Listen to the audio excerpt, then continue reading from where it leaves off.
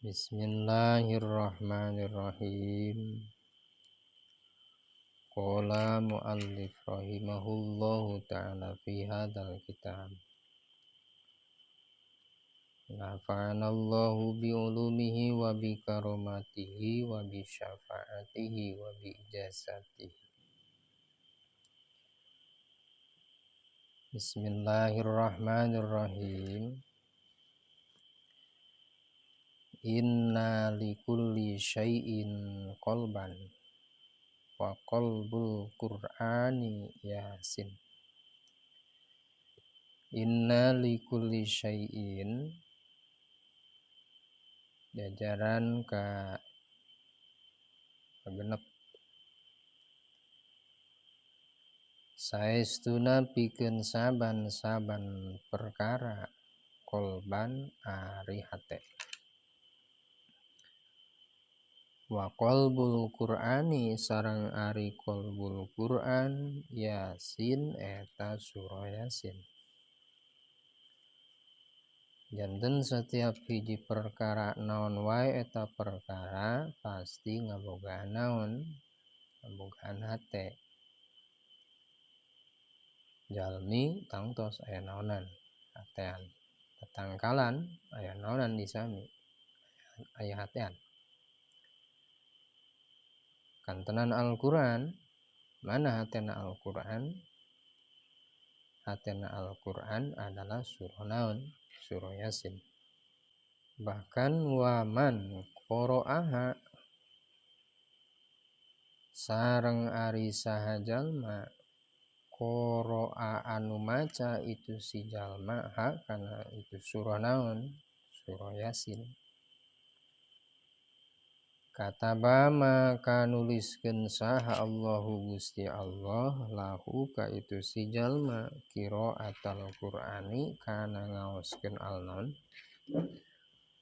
Kana ngaoskeun Al-Qur'an asyara marratin kana 10 balenan. Dinten kieu maksudna sing saha jalmi anu mana eta jalmi ngaos kana surah naon? Surah Yasin parengse kadinya.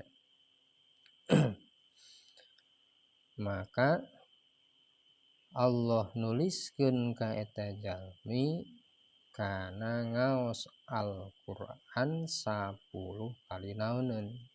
Tamateun.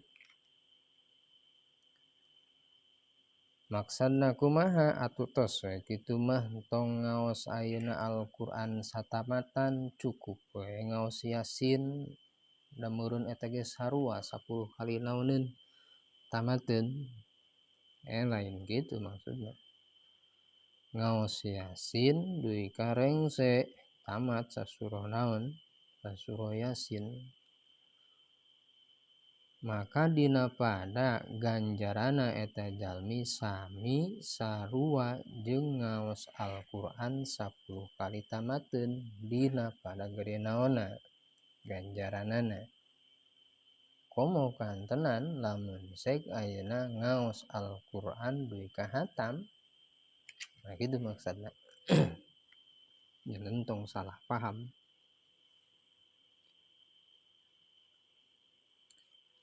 Taya bahasa kieu dina ilmu tauhid, kataballahu lahu qiraatal Qur'ani asyara marrah.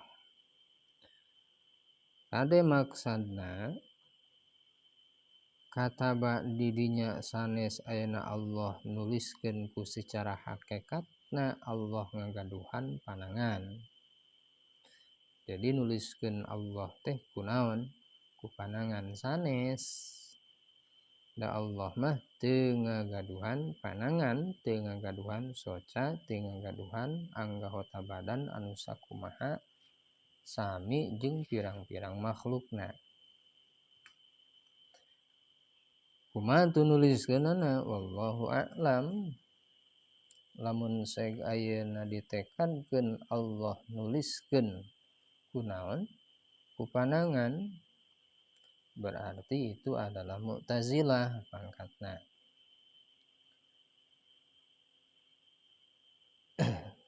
sanes ayeuna Allah nuliskeun kunaon ku panangan kunaon atau Allah nulis wallahu naon wallahu a'lam.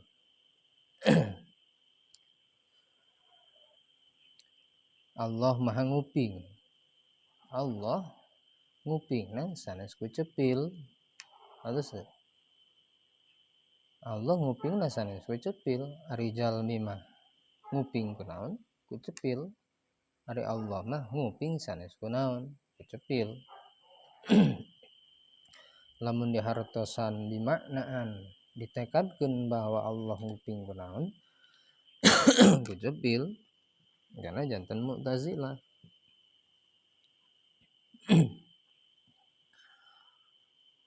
Kunaon atuh Allah nguping wallahu naon wallahu a'lam. Teu aya titik persamaan saeutik oge antara Khaliq jeung makhlukna.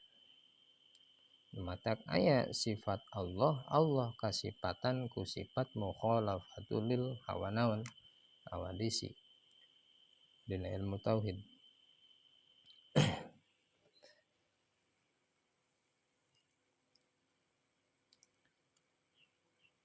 Tajanten alhasil sing saha jalmi anu ngaos kana surah naon surah Yasin maka eta jalmi ganjarana sami sareng ngaos Al-Qur'an 10 naoneun wangsulun. Komo lamun ceuk eta jalmi ngaos Al-Qur'an duwi ka khatam atuh tangtos ganjarana langkung naon langkung agung. Wa kama qala alaihi salam innallaha ta'ala qara'a surat Yasin wa Toha qabla ay yakhluqas samawati wal arda.